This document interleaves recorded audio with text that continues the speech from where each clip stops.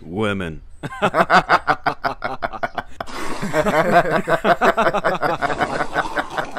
What's going on, everyone? Jeremy here from The Quartering End.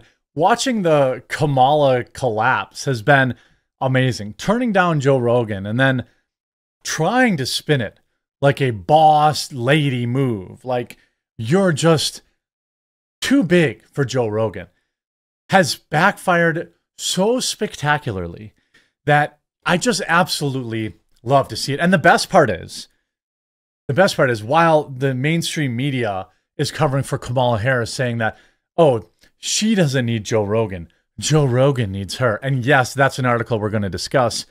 JD Vance took her spot.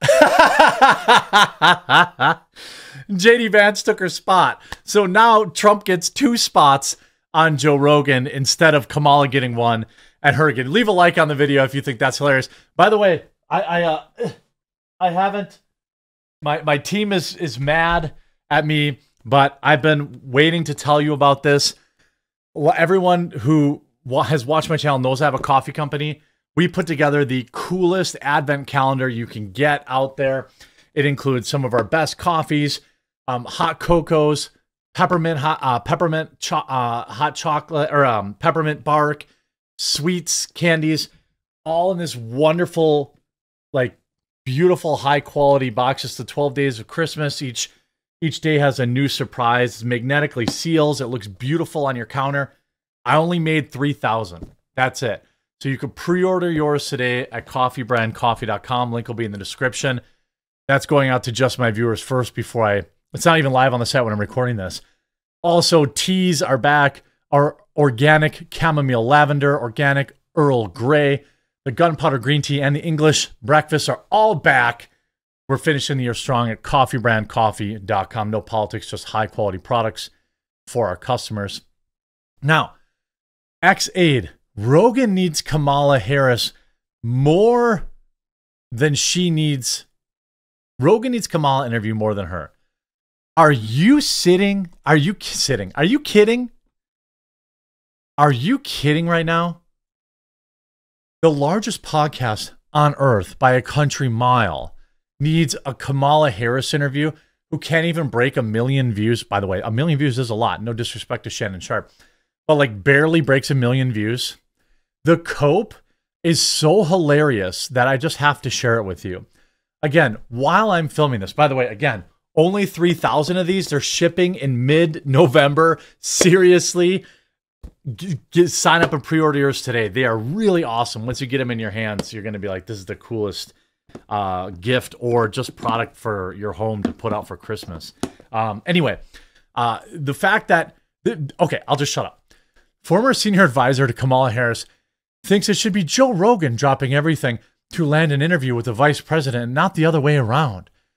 Mike Nellis, a former campaign advisor to Harris, said Rogan is missing out on an opportunity to go full mainstream to sit down with Harris. Who on earth wants to be mainstream? I don't want to be mainstream. I run my show with a webcam and a microphone and $40 in lights. I have since I had 10 subscribers, and I will when one day I hit 5 million. All right. There's almost 2 million viewers out there, and I regularly get 100, 200, 300, 400,000 views on videos, far more than CNN could ever hope and dream of. Joe Rogan is so far outside into a different stratosphere that I can't even fathom it. Like, he gets more views on an episode than I get all year. But I mean, the absolute copium that Joe Rogan would need her. Are you crazy? Rogan revealed Monday night that Harris agreed to sit down with him for only an hour, but he said he refused to fly to her, as the campaign requested, and instead wanted the convo to take place in his Texas-based studio and span 3 hours. By the way, something that Donald Trump had no problem doing, and something that JD Vance will be doing today. I hope that comes out tonight. I guess I don't know. But I mean, I hope that JD, you know, the backfire will be if JD really is on message during this interview and inspires Joe Rogan's audience to go vote. Now, I believe that most of Joe Rogan's audience is not fans of Kamala Harris, but that's not how you win the election. You need to mobilize your base. And hopefully JD Vance will mobilize Joe Rogan's. I mean, he gets to talk about the garbage comment today, where the sitting president called half of the country garbage, and that's going to be heard by 15 million people by tomorrow. While insisting that the presidential candidate come to you a week before the election may seem like a significant ask, the 78-year-old Donald Trump did travel to Texas to sit down for a full-length interview with Rogan on Friday. Ooh, you know that zest him to have to admit that. While nearly every other figure in the media would have jumped at the chance to pick Harris's brain for an hour, at this point in her campaign, arguably the world's most successful podcaster decided he didn't want to compromise. They offered a date for Tuesday, but I would have had to travel to her, and they only wanted to do an hour. Rogan complained on Monday. I strongly feel the best way to do it is in the studio in Austin. My sincere wish is to have just a nice conversation. Now, all of this, now she can't come on. So now JD Vance took her spot, okay? The election is in 6 days, right? The election is in 6 days, and 40 million people heard the Trump interview, and 15 to 20 million people will probably hear the JD Vance interview, and will probably have more clippable moments than even the Trump interview did. I will admit the Trump interview was interesting, but it wasn't clippable, and it wasn't, I mean, the interview in its own right was viral, but if you look at like JD Vance, Theo Vaughn, there were probably 10 viral clips from there that were hilarious and made JD Vance really seem likable, inspiring, and, you know, just like a regular dude. That is something that Kamala Harris literally cannot do. And she has said she will not do it. Then you see this article. Where is this? Oh, yeah. Trump asked Joe Rogan if he likes JD Vance. Here you go. A concerted effort. Well, they say it made 10-point difference, and I lost by one a whisker. tenth of a point. Well, it is. They say it was 22,000 votes, but look, it was much more than that, and I appreciate J.D. Vance saying that. And by the way, I think he was a great pick. Do you like J.D. as a pick? I like him a lot. Yeah, you're allowed to say that. No, I do. I like him a lot. I think he's good. I think he's a brilliant guy, and I think his ability to talk like a normal human being. You did my friend Theo Vaughn's podcast, right? And he just did it. How did he do? He did great. He just talks like a normal human being. Is that why you called me to do this? No.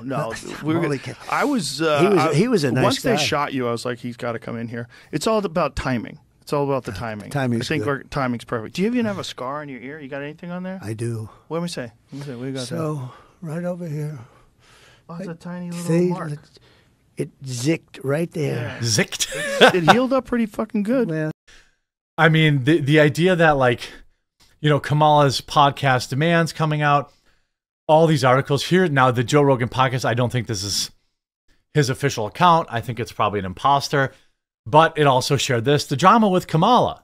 Popular podcaster Joe Rogan is also now tweeting after his interview with former President Trump, saying the Harris campaign offered for her to come on the podcast, but only for an hour and not in studio. Rogan writes, I strongly feel the best way to do this is in the studio in Austin. My sincere wish is just to have a nice conversation and get to know her as a human being. Nothing wrong with that. What do you make of that? And given the massive size of his audience, how significant would an interview with Rogan be at this stage in the race for Harris? Yeah, look, it remains to be seen how It remains to be seen? His podcast gets more views than all of mainstream media combined. And it would be. Of course, Trump did this interview because his campaign is trying and working to reach those younger voters that he so needs to pull over. Of course, Harris has been leading in that youth vote, that younger demographic. But like Trump Democrats is also, often do. Trying to pull that over, especially with white males. Rogan's audience, obviously, is tailored to that demographic, pulls in that demographic, if you will. So, sure, I think it's important on the one hand that if Harris were to sit for an interview, of course, she would be targeting that same demographic that the former president did. At the same time, I'm not sure at the end of the day how much it would really matter, though he does have... Are you kidding me? The cope? I mean, the cope is so crazy that they're like, oh, well, Joe Rogan, we went on Shannon Sharp, okay? We went on the Shannon Sharp podcast, okay? We don't need Joe Rogan. We don't need Joe Rogan on our show. We never needed Joe Rogan. We've got it. We went on the Blowjob podcast, and we went on the Club Shay Shay. Of course, you see now Colin Rugg, J.D. Vance seizes the opportunity, will, of course, appear on Joe Rogan podcast as Kamala Harris is reportedly avoiding the show in Austin. The announcement comes after Rogan revealed that Kamala Harris' team did not want to use the Austin studio. After J.D. Vance goes on the show today, the door is closed. The door is closed. She can't go back on the show now. You know, on Polymarket, it's 67-33. Trump with a 67% chance to win the presidential election. Kamala Harris still way ahead bigly on the popular vote. Again, I've told people, if you're a Trump fan and you're in California, you should still vote for him, even though he's not going to win your state, because I want him to win the popular vote. And I want all the people that bet on him to win the popular vote. I don't have any money in it, by the way, just so everyone knows. I'm not really a gambler because I have a too addictive of a personality. You see this TNR, the New Republic, Joe Rogan offers pitiful defense as for why he won't interview Harris. Oh, so Joe Rogan wants to have the same playing field for Donald Trump as Kamala Harris, and that's pitiful. They're calling Joe Rogan pitiful. For the record, Harris' campaign has not passed on doing the podcast. We saw that statement. Perhaps Donald Trump set up an impossible Santa with his interview for the Joe Rogan Experience, as the Republican nominee backed out of several previously scheduled events. There is no bigger event than doing Joe Rogan, period.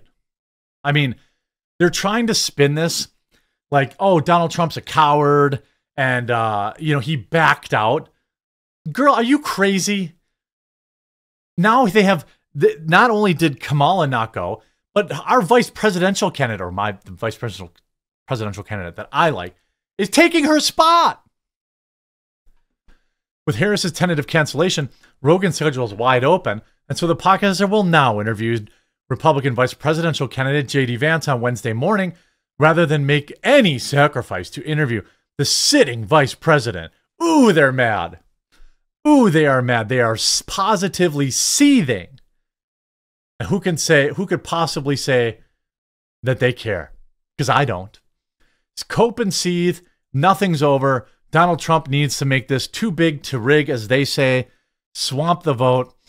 If you're going to go on, these shows and cope and seethe about how Joe Rogan is irrelevant, Kamala Harris basically calling Joe Rogan irrelevant, that's going to be a backfire. Hopefully the people that J.D. Vance talks to today, he can mobilize them to get out and vote and really push forward, Trump ahead bigly in early voting and mail-in ballots.